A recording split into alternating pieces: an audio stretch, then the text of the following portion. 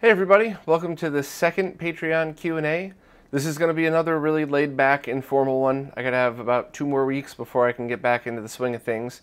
But some good news, as you may have noticed, I have upgraded my camera. I'm now using a Sony a6300 mirrorless camera with a 35mm prime lens. And so far, I think overall this is my best option for doing this stuff. I really wanted to try a million other cameras, but for the price range, for what I'm doing, I think it's going to handle everything I need, and hopefully too some, I haven't tried it on monitors yet, but maybe I could use this for my monitor pictures as well. I also upgraded my microphone. I used to use the Blue Yeti, which, to be honest, I really loved this thing. I thought the sound quality was nice and loud and pretty clear, but this was really designed to be used in a quiet room with soundproofing, and you know, that's not what I have. As you probably heard right when I started, the very loud and obnoxious horn that you hear all day long in New York City. So at one point I had tried a Boya, which is just a knockoff brand lapel mic, but people had said that the quality was a lot lower. So this time I got a Rode lapel mic. And this is actually the same exact one that John Linneman from Digital Foundry uses. So I figure if it's good enough for him, it's got to be good enough for me because his videos sound perfect. So let's just jump right in and answer some questions. And don't forget, anything you guys want, any questions, no matter what they're about, if I feel like I could respond helpful, I will. So post down below, and we'll do it another follow-up next week. First up, Santiago Sanchez was asking about removing the checkerboard patterns from APU and RGB SNES revisions. So that's basically the 2-chip non-1-chip versions of the original Super Nintendo. And he was asking about how the fix seemed to work for Voltar, but not for Bordy. So just a quick little background about that fix. That is removing the composite video signal from the board right at the source, so there's much less chance of coupling across the board. Coupling meaning you're getting interference from composite video across the other lines.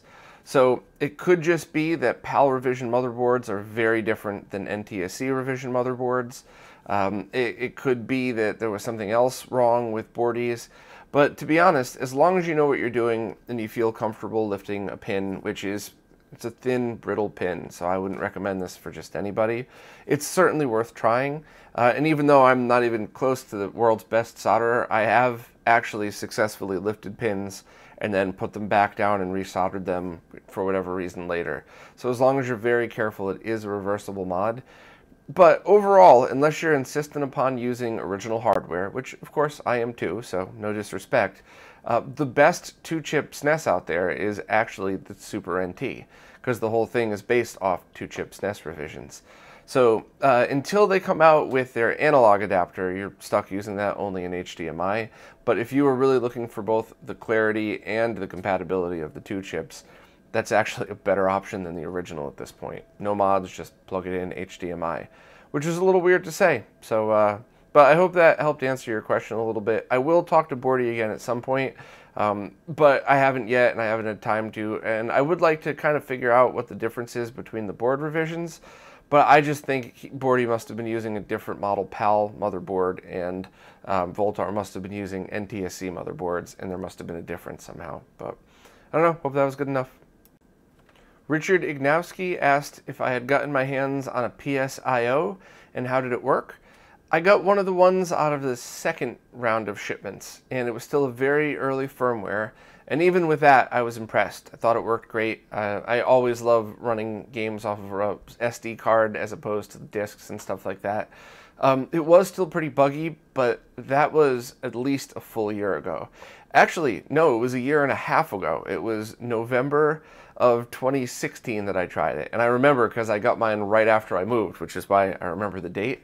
So whatever the firmware was from then was a little buggy, but I've heard that it's great now. So I have another one on order. I emailed asking the status of my order, and they said probably June. So as soon as I get the new one in, I'll definitely install it, give it a try, and see what I think. But from what everybody else has been saying, it works very good, and if you could be patient enough to wait a year to order one and get it, that it's actually a worthy purchase. Oh, and the installation was pretty easy too. You just had to solder a couple of spots that weren't too little, so maybe not quite for beginners, especially because of how rare this stuff is, but it's certainly good enough for intermediate or people who have done just basic modding before. But as always, if you're nervous, talk to somebody who's done a few and let somebody with experience do it. Chris Larson posted to tell me that he upped his pledge via Patreon because he could see that I'm developing better taste in beer. That's it, no other reason. I used to drink PBR, and now he's glad I don't drink bad beer. Well,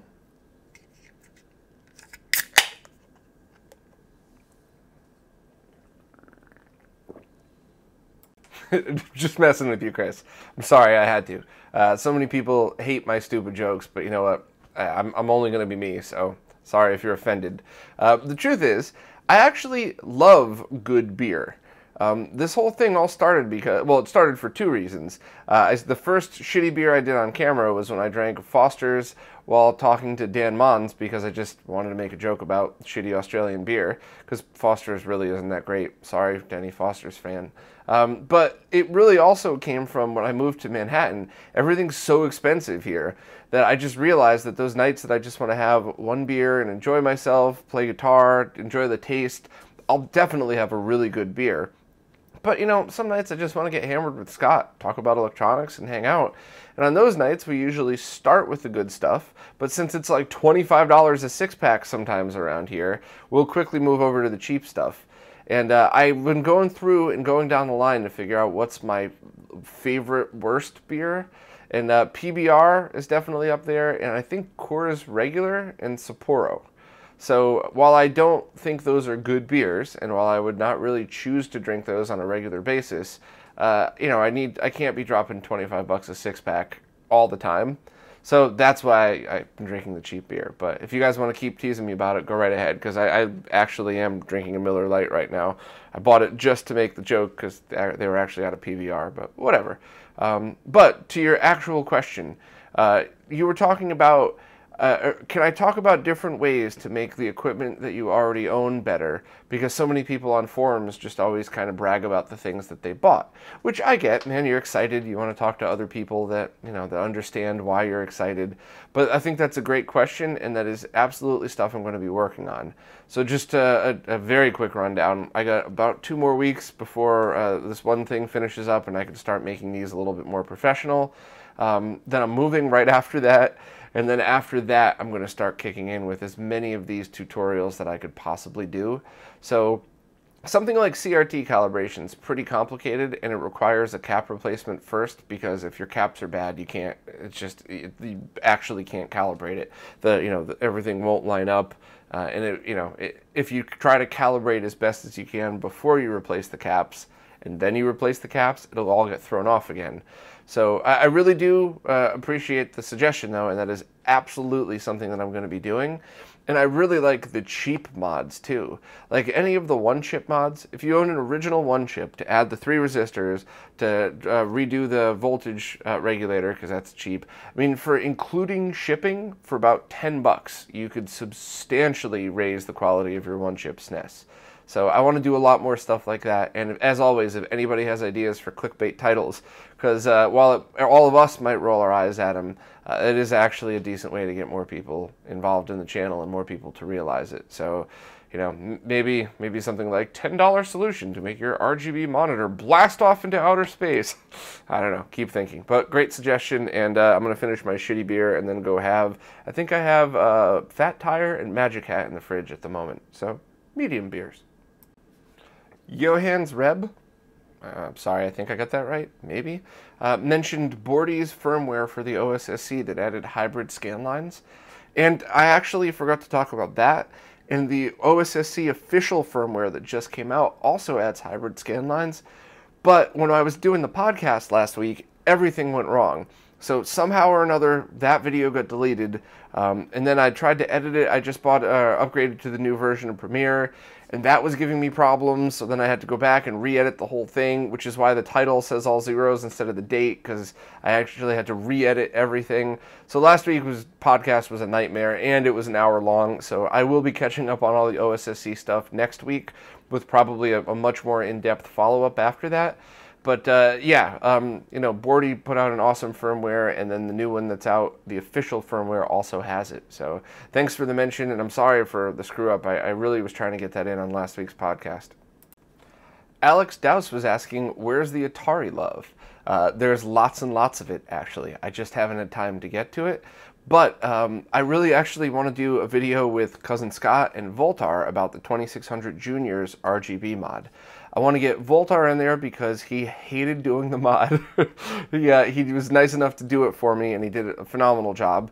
But that was for Cousin Scott, who is a massive Atari 2600 fan. And I think a lot of people that try to play the original 2600 get turned off by RF only, and the controllers have gotten pretty beat up in the past 30 years. So what I really want to do is talk about some of the controller mods, so you could have both the stick and the spinner that's modded with much more arcade quality components, and then have Scott kind of walk through some of his favorite games, and then of course show the RGB output, compare it to everything else, because I think the 2600, you know, because it got a bad rap a couple times over, especially if you grew up in the 16-bit era. It seems kind of clunky, but it was an amazing system with such incredible games, and I love the accessories, because I'm all about the best experience while playing a game, not always the best quality. And, you know, games like Tempest with the spinner controller, and some of the original Atari driving controllers, the spinners, some of the crazy accessories, I think really made the games unique and awesome. So there's tons of love for the Atari. I actually have never even really played a 5200, but I'm going to get to that too. My friend Phil has one, and I think he has a couple of the modded controllers with the high-end parts in it, so I'll eventually get to that. And another thing I'd really like to do is the Atari 8-bit computer. I mentioned on the podcast the other day I had a TRS-80 and a Tandy 1000, and those were my computers as a kid, so I didn't get a chance to try the Commodore or the Atari. So I would like to do the mods in those and really kind of give Atari the attention it deserves. I tend to get sucked into Super Nintendo a lot sometimes because that is my favorite console. But I guess that was just a really long way of saying I agree with you 100%, and Nathan Schmidt as well, who posted below that. And it's coming, and I think Scott's definitely going to add a much cooler perspective on it, because while I like a lot of the unique games, Scott loves this stuff, and he has a lot of hidden gems that the people who are into Atari should really try. Armed and Overclocked was asking if I'm going to add an Xbox section to the website.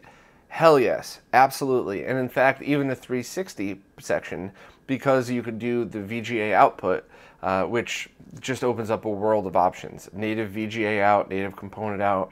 So there's a lot of stuff you could do with those consoles, and I also really want to get into Xbox board revisions, what's the best output mod. The short version is just using a really high quality component video cable is a great solution. And the tweaks that you can get do bump up video quality a little, but we're not talking massive jumps in quality like composite to RGB. But it certainly is worth getting into, as well as some of the different mods for it and everything else involved. I gotta finish getting the website into the state that I need it to be in before I start adding new sections. So summertime, I would say, and there's a lot of cool stuff to talk about too. A lot of fun mods, and back in the early 2000s, I got really into Xbox modding. I recently tried to remod a few and realized that I'd actually forgotten everything that I had learned. But I was pretty decent at it, and I found a lot of cool tricks. So I'd like to revisit all of that and do some videos and some pages on it. But yeah, absolutely. Xbox coming eventually. Reagan Kelly asked if I was going to do any videos or any reviews on the new Easy Flash Omega, which is a Game Boy Advance flash cart. I guess the Easy Flash people kind of got lazy. Maybe that's a bad word to use, but they really didn't do any great updates until the Game Boy Advance EverDrive came out, and then they realized they were about to lose all their business, so they added a great new firmware and now a new version of the Easy Flash that's supposedly very cool. So I would definitely like to give it a try, but I just got to be careful. I ended up stupidly buying a ton of stuff over the past year and a half or so to review. And this is kind of like the gray area, right? Like all these YouTube reviewers that keep asking for stuff for free, which is a little annoying, but then you can't afford to buy everything on your own. So what I really want to do is work out people that, well, for something small like this, maybe I could just have somebody mail it to me. I've also been working with people in Brooklyn and New York to borrow their equipment, and then maybe I could also talk to companies about borrowing demo units. So I have no problem asking a company to borrow something, but I certainly don't feel comfortable saying, send me it for free, because I'm never going to change my opinion based on somebody who gave me something. So it doesn't really matter if I got something for free. If it sucks, it sucks. So I'll get to it eventually. If anybody that has one, maybe I can do a comparison to the EverDrive. But I think I'm starting to lock down a cool group of people that are willing to mail stuff back and forth, so we could all kind of have our take on things without spending all of our money just buying stuff to review. Dan S. mentioned that he wanted to come up with a bargain basement RGB setup for his friend's kid for Christmas, and he wants to know about using an Extron 204, which is only 20 bucks or 40 bucks, wired to a VGA monitor with just an early 2000s PC CRT. From what he understands, it's only about 1 frame of lag, and the video quality is good. I think you'll be okay with that, but I think, of course, the best solution would be the open source scan converter, which is obviously overkill, especially for bargain basement. But I think that depending on the input of your consoles, Mike Chi's RetroTink 2X might be a little bit more expensive than you were hoping to spend on this, but it might be a great solution, because although it outputs HDMI, you could actually have it right here. You could use a VGA adapter on it and go right into a CRT and do exactly what it is that you were looking to do. So it's this board right here. And I think this might be a good start as well, because it also has composite, S-video, and component. So unless you were really looking for RGB stuff, this might be a great start, because you could just pull a Nintendo off a shelf, plug it in with composite, and be done. And then just get a cheap little VGA adapter like this. I'll find the link, but I tested one that the guys on the Shmups forum tested, and it does work great. And Carsey, the streamer, uses it all the time as well. So I think that might be better. I think the only issue might be is if you use RGB, you can get converters and stuff. But I think if you're just looking for something to start out, that might be good, because it has no lag. So I don't know. I think starting out with a 204, your $40 solution might be great for day one. But how are you going to get consoles into the 204? What about RGB? Are you going to make your own converters? Whereas something like this is kind of all set to go as long as you're not using a SCART cable. So, I don't know, maybe post more info and exactly what you're looking to do, and I'll elaborate next week. But it's a great question, and I'm always looking for ways to get people started that don't involve things like emulation clone consoles and Raspberry Pi stuff, or that awful, 6 frames of lag SCART to HDMI converter. So let's revisit this next week and just post a little bit more details on how you want to do this setup. Brian Harmon was asking about RGB bypass mods for the Genesis 2. And the arcade TV board that's been out for a while, the one that I have the guides up on the website, works great on a Genesis Model 2. And in fact, if you take an original, very good quality Genesis 1, and you do that composite video cut the trace mod, that puts out pretty great RGB. I mean, it's near perfect. Firebrained X thinks it's pretty much perfect. And I mean, I trust his eye as good as, if not better than my own. That would be as good as a Genesis 1 with a bypass or a Genesis 2 with a bypass. The main reason I haven't kind of pushed this further anymore is because I really am waiting for Renee's solution, which keeps getting delayed because he wants to open source it and he wants to make it perfect. But that's based off of a really high quality RGB mod, as well as the Mega Amp, plus Steve from HD Retrovision kind of sprinkled some of his magic on there. And that should be able to take every revision of the Genesis, and I believe even the Master System with a couple of minor tweaks to the board, and make it perfect, audio and video. So that's really what I've been waiting on. Renee is incredibly late, so and I brutally make fun of him and tease him about this on a regular basis. So I'm trying to stay on top of him. Supposedly he has prototypes in, and we'll be testing soon.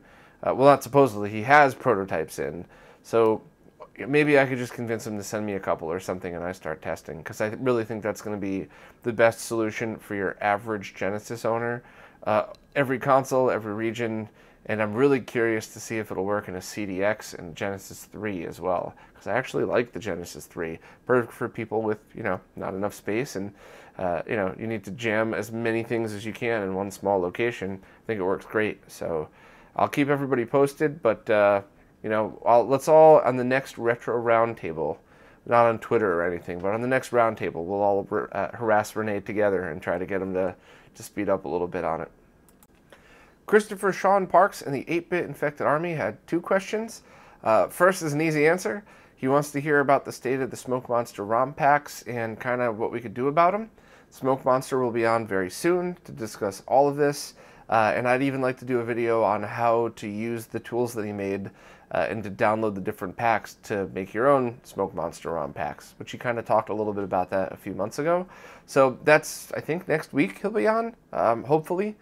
And the next thing is he wanted to know if there's going to be any more do-it-yourself info on the website. Oh, hell yeah, yes. Everything's getting expanded like crazy this summer. So, and there's a lot of really, really cool projects that have been out there that I just haven't had time to integrate into the site. So yeah, stay tuned. A lot coming in just a couple months, but definitely. So thanks, good questions. Chris Breer wanted me to talk about CRT projectors as opposed to multi-sync CRT monitors. And that's something I have 0 experience in, and I really want to get into it. A quick little sidebar here. One of the things I really want to also test at some point is test a very high-end home theater projector with the rotating lenses. So there's literally, like, if this is the center of the projector, there's like a 3, almost looks like a fidget spinner, but it circles around so that you could choose your different lens, 4x3, 16x9, and the ultra wide one. I want to put that up against a really high-end CRT projector for 480i or 480p content. Because one of the things I've really been getting into now that I've been lucky enough to score that cheap OLED TV on sale is that a lot of older movies, when you have close-ups, like you could see detail like crazy, but a lot of the other shots are just filled with film grain and film noise. And if Scott were here, he would be like, well, those movies are supposed to be watched with film grain, but not on an OLED TV. So the things that I do enjoy is watching that in 480p on a BVM, not in 720p. Or I think a better and easier thing for people to do might be pick up a CRT projector if you live in a real people-sized place and don't live in a little, walk-in closet in Manhattan. Because I'm curious to see how those react to lower resolution things as opposed to newer equipment. So I'm excited to get into CRT projectors for that. The one that Christian found was a Barco Cine 7 Plus, and it accepts composite, S-Video, component, RGBS, RGBHV, and even Sync-on Green, RGSB. And it accepts 240p up to 1280 by 960p. So I'm already excited, and I really want one of these. And maybe I'll look for one on eBay before I post this. No, I'm kidding. I have no place to put it anyway. But he said it isn't as sharp as a BVM, but in the end, he has a multi-sync, multi-input, 70-inch, lag-free solution. And yes, it's compatible with light guns. I never knew that, so thank you, Chris, for that very cool lesson that you just taught all of us. So he said there's a good website for CRT projectors. KurtPalme.com is also a website that was the first place to offer HDCP removal. And it's something that people ran into maybe not so much these days unless you're doing video capture, but in the early 2000s, if you had really, like I had a Luva Articos and a Luva Aconda TV. I was just in the right place in the right time and got them for less than half price and scored one for me and one for my father, but they both only took high-def signals through the VGA port. So any HDMI signal wouldn't work. So Kurt Palme was the only place to sell those boxes. Cousin Scott still has one, actually. We just found it in the storage area the other day. So a short but exciting post from Chris, because that covers a lot of things that I wanted to talk about and test in the future. So I'm going to go looking for one of those projectors, even if I have no room to actually use it anywhere. and definitely go from there. So great info. Thanks again, Chris. And also a shout out to him. He's been one of the people that's always sent me awesome info behind the scenes. So I'm still catching up on everybody's emails. I think he might have sent me a few since the last time I was able to log in and check. But big shout out and thanks to Chris. Appreciate all the help. David Schroll asked a great question about the GDEMU. He asked my thoughts on it and if I noticed a problem with the heat. So I actually, when I had to get rid of like everything, I sold my GDEMU a while back. I didn't notice how hot it got, but I didn't spend that much time playing it. I used it more for testing than anything else. But my overall thoughts are it's a great optical drive emulator. Now that they have the newer menu you can download that actually, just a normal select your game menu, I think it's incredible. And I'm a huge fan of all optical drive emulators.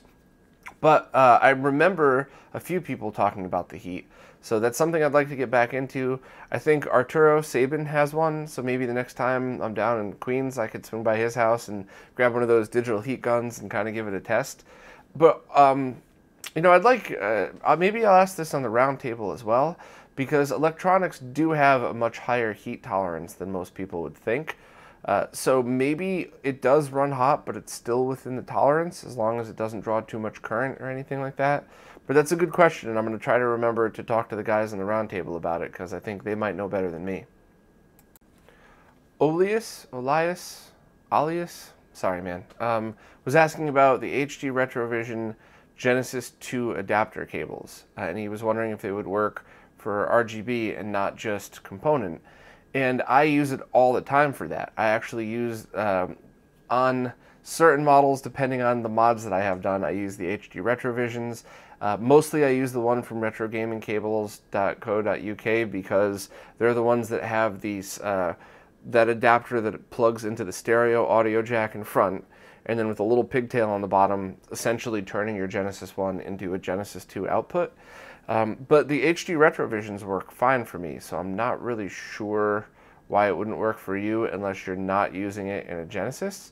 You're saying your Genesis 2 cable works great with the Genesis 2 and PC Engine, and it has the required caps and resistors, but it doesn't work with your Genesis 1. So I'm not really sure what could be going on for that, because I'm pretty sure HD Retrovision's adapter passes all pins just from Genesis 1 to Genesis 2. And that's a kind of a curious situation.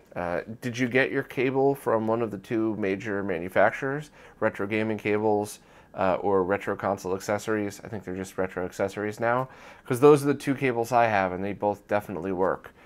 So as long as you're talking about just the pigtail that essentially turns the Genesis 1 output into a Genesis 2, that should work with everything. So you should be able to plug any Genesis 2 accessory into that, including composite video, in fact. So I'm not really sure what could be going on with your console, but I mean, this is something that I've definitely used on a regular basis. So maybe it's your cable? I don't know. I'm sorry. I wish I could help more. Jay Thurman mentioned that 2018 Samsung TVs have a feature called Game Motion Plus that might actually be helpful with things like N64 or some of the more modern games that don't have very good anti-aliasing. To be honest, I don't really know much about Samsung TVs. I'm using one as my monitor right now, but it's just a cheap $100 one. But features like this are kind of intriguing to me. My personal preference so far is at the end of the day, I just want a monitor to display exactly what my console is displaying. But I imagine this might be helpful in many situations, and if I ever get a chance to really dig into it, I'd love to do a mini review or something and maybe pair an N64, either the N64 through the Ultra HDMI or through the OSS-C into one of these Samsung TVs and give it a try. But thanks for letting us know. Okay, well, that's it for this week. Any comments or questions or anything for next week, please post below down in the Patreon side of things. I'm going to go crack open another beer because it's about 95 degrees right now in New York, even though it's nighttime. So a little hot in here. But hopefully this was fun, and hopefully we could continue to do these. Let me know your comments down below, because unlike the YouTube videos, I really do read every one of these Patreon comments. And more importantly than anything, I want to give you guys the content that you want to see. So, if you want me to stick more to the point and not really explain too much and just quickly answer the questions, or if you'd like me to elaborate more, The Patreon videos are things I really want to tailor to you guys. So please just put your feedback and I'll try to follow it. Thank you so much for your support as always. And hopefully you'll enjoy some of the fun giveaways during the rest of the month of May. And we'll jump back in June with everything starting back up as the way it should be. And hopefully I might finally be able to upgrade this to go along with my camera and my mic. Oh, and by the way, let me know what you think of both of those. I think they're cool, but we'll see.